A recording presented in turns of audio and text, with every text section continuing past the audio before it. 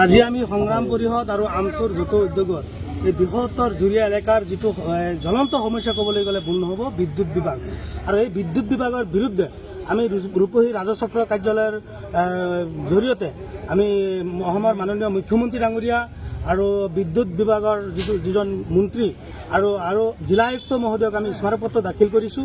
আপোনালোকে নিশ্চয় গম পাইছে যে বৃহত্তৰ জুৰিয়া এলেকাত কৃষিজীৱী এলেকা আৰু বিভিন্ন ধৰণৰ অনুষ্ঠান প্ৰতিষ্ঠান আজি বিদ্যুৎ বিভাগৰ যিটো স্মাৰ্ট মিটাৰ আৰু এই স্মাৰ্ট মিটাৰৰ নামত যিটো বিসংগতি, এই বিসংগতি দূৰ কৰাৰ কাৰণে আমি বিভিন্ন সময়ত দাবী উত্থাপন কৰি আহিছোঁ। আমি দেখিছোঁ যিটো পৰিয়ালত 500 টকাই যথেষ্ট বিল আৰু সেইটো পৰিয়ালত 5,000-6,000 টকাকৈ আজি তেওঁলোকৰ বিল দিব লগা হৈছে। গতিকে এই বৃহত্তৰ এলেকাৰ যিটো স্বাৰ্থজড়িত যিটো আপোনাৰ সমস্যা, এই সমস্যাটো দূৰ কৰাৰ কাৰণে আমি সংগ্ৰাম পৰিষদৰ আমচুৱে আমি আজি কেৱল আন্দোলনহে আমি আৰম্ভ কৰিছোঁ। এই আন্দোলনৰ জৰিয়তে যদি কম সময়ত এই স্থায়ী সমস্যা সমাধান নহয়, নিশ্চয় ইয়াতকৈ ভয়াৱহ আন্দোলন আমি কৰিম বিদ্যুৎ বিভাগৰ বিৰুদ্ধে।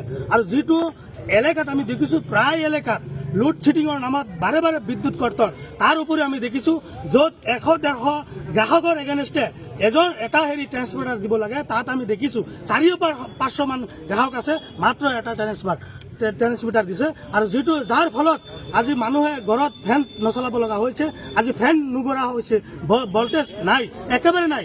আৰু মানুহে কেৱল মিটাৰত কাৰেণ্টটো দেখুৱাইছে, কিন্তু ঘৰত গ'লে কাৰেণ্ট নাই। এনেকুৱা যিটো বিসংগতি, এই বিসংগতিৰ বিৰুদ্ধে আমি আজি ওলাই আহিব লগা ৰাইজৰ সহযোগত আমি ওলাই আহিছোঁ।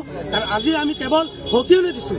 আজি এই সকিয়নিৰ জৰিয়তে যদি বিদ্যুৎ বিভাগে কম সময়ৰ ভিতৰত সমস্যা সমাধান নহয়, নিশ্চয় ইয়াতকৈ ভয়াৱহ আন্দোলন হ'ব সংগ্ৰাম পৰিষদৰ আমচুৰ জৰিয়তে। এইখিনিতে আৰু বিদ্যুৎ নাথাকিলেও যে স্মাৰ্ট মিটাৰত বিল আহে, সেইটোৱে কৈছোঁ যে যদি এই স্থায়ী সমস্যা সমাধান কৰিবলগীয়া আছে, তেনে নিশ্চয় যে পূৰ্বৰ যিটো ডিজিটেল মিটাৰ আছে, এই ডিজিটেল মিটাৰ বাহাল ৰাখক, অন্যথা স্মাৰ্ট মিটাৰে কিন্তু সাধাৰণ ৰাইজৰ যিটো আৰ্থিক অৱস্থা জৰুলা কৰিছে, এই ক্ষেত্ৰত কিন্তু সাধাৰণ ৰাইজ সজাগ সচেতন হৈছে।